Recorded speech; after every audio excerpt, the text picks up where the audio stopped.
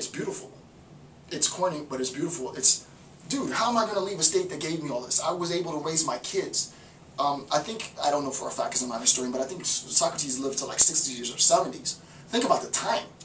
Way back then, you live in the 60s or 70s, people had died. I mean, the lifespan at that time must have been in the 30s, right? You get to live like 2 lifetimes for all practical purposes. That's like now the equivalent of living like maybe 150, 160 years. Imagine the person who lives that long. So like Socrates, think about the time. Think about the lifespan, right? Of the, I don't know what it is. It would be awesome to calculate what the lifespan would be for a contemporary Socrates, right? The lifespan then is probably 30 years. He lives 70 years. He lives literally 2 lifespans. If the lifespan now is 80 in the States, 70, 80, and you live to 160, can you imagine me living to 160, doing 160 years of this? Holy crap! Socrates is like, dude, I can't. There's no way I'm abandoning the state. The state wants to put me to death. The state has every right to put me to death. I fail the state. But I serve the state, right? The state might not have, for Socrates, we all know the state didn't have the understanding that he was serving the state, the interests of the state, right? Socrates says, I was able to raise my children. I was able to have a family. I was able to amass all the things that I had because of the state. I can't abandon my obligation. I can't do it. I can't do it. It would be to, for the philosopher, it would be to, and I'm not saying philosopher in any general sense, specifically in this sense, right? The idea of even contemplating that is to undermine your role, your identity, because your role and your identity is in service to the state. So to abandon the state is unthinkable. It's completely unthinkable. Now, if the state abandons you, then, you know, that's where you slip back into meaninglessness, and you can't control that. So, super important, right? It's about service. So here's an example, and again, I'm making a caricature of this dude's real life, because the dude's alive and he really is a human being, and I have to be sensitive to people as real people, but more as the caricature, right? The Facebook dude, Eduardo Saverin, I guess? Eduardo Saverin, you probably never watched this. No offense to you as a person. I recognize you're alive and you're a real person, and I'm not here to defame you personally.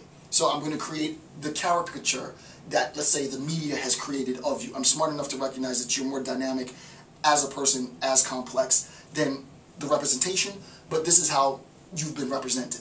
Okay, and this dude probably never watched this. So the idea is, but still, you know, it's real people. I don't want to, you know, I don't want to think, oh, I can just say whatever because we're not talking. I know the guy's alive. He's a living, breathing human being. He has feelings. I'm not trying to defame him. Here's an example, though. There is some legitimacy to the characterization of Eduardo Saverin as getting educated here in the States, learning from educators that taught him and inspired him and got his mind to develop so that he and Zuckerberg and the rest could come together and program and build this amazing thing called Facebook. Right? So they build Facebook, and we know what Facebook is. It is a freaking behemoth of a social network, right? I think it's slipping a bit in terms of popularity. You know, I go on it for straight propagandization of myself. Let's keep it funky. It's straight a business tool. But the idea is, you know, people use Facebook for fun, blah, blah, blah. It's become this huge thing, and they've amassed a ton of money. Facebook was rooted in a particular geographic location. It started, it spawned, it was catalyzed here in the United States by American citizens. Like, it's, you know, you don't want to say Facebook is the United States contribution to the world in terms of social media, but it is the United States contribution to the world in terms of social media. Now it's for everybody, but this is where it started. Let's keep it funky, right? So you make all this money, you use the resources of the state in order to develop this billion-dollar company, and then when it's time for you to pay your taxes, remember, this is a characterization of the dude. I'm not talking about him as a person, right? This is just an example because it just happens to fit perfectly antithetical to what Socrates did, right? In the Phaedo. We're all, it might not seem like I'm lecturing on an intellectual level. I am still on that level. So you have to follow along because I know where I'm at. Antithetical to Socrates' character in the Phaedo, who sacrifices himself for the state, who gives everything he has to the state, you got this character over here who gets everything from the state and then says, fuck the state, I'm going. I'm not paying taxes. I don't care about the state. And leaves. I mean, the philosopher is like, what a scumbag. Now, again, I'm not saying this of the dude as a person. I didn't invent the news story, right? The news story came up, I read it, I'm using that bit. I recognize his response. In fairness to the dude, let me just use some disclaimer crap. He's like, no, I have every will, every intent to pay. I don't know if he has. I don't care if he has to pay his tax bill. I would hope he pays his tax bill. But if he doesn't pay his tax bill, if he doesn't pay his tax bill of $65 million, then he really is. He really is that guy. You got to pay that damn bill. Or you can never come back to the state. You know, that's how that goes.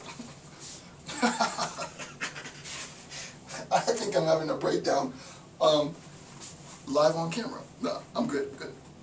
But the idea is like, you know, it's dedication, dude. It's hard work.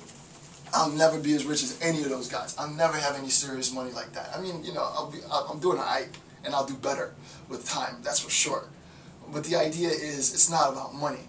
It's about demonstrating, right? And that's what motivates me. We couldn't see Socrates' sacrifice.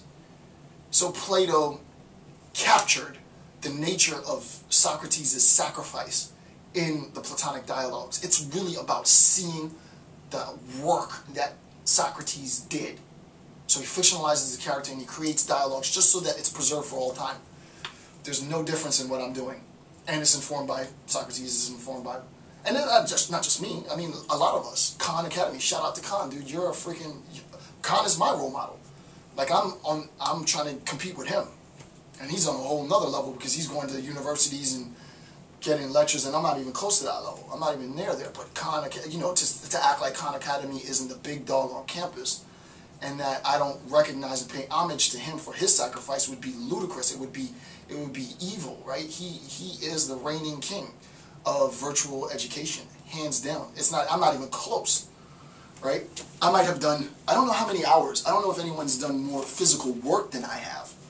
I think I might be the number one in the globe as far as, I don't know, but I think I am.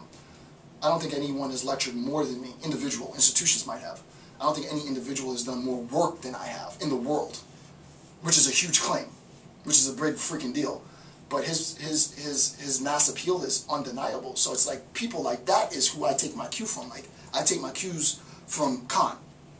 Right? He's the best that's ever done it, undeniably.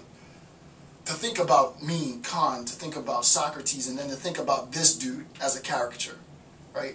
As someone who's just so compulsively greedy, who's so about himself that he's willing to sacrifice everything for himself and not for the state that allowed him to become who he was. I mean, it's deplorable, right? It's absolutely deplorable. So that the idea is, you don't want to put yourself in that position at all, right? You don't want to put yourself in the position where you're the ungrateful type, right? Being ungrateful, it's problematic, but for all the reasons that I said, ideologically, it's even more ridiculous.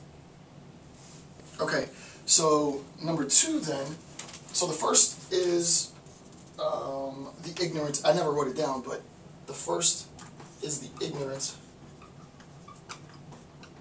The ignorant regime.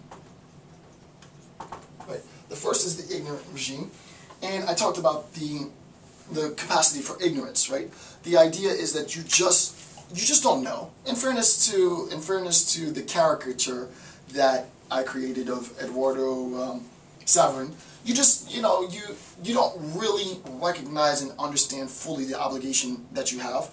It's not so much that you're foregoing it, but in fairness, you just don't know. Socrates did know. He recognized specifically, and he lived his life, at least the fictionalized character of Socrates, he lived his life in such a manner that everything that he did was in service to the state, precisely because the state gave him everything he had. And he wasn't a wealthy guy by any means, right? But despite the fact that he wasn't the wealthy guy, it doesn't have to be in terms of financial benefit.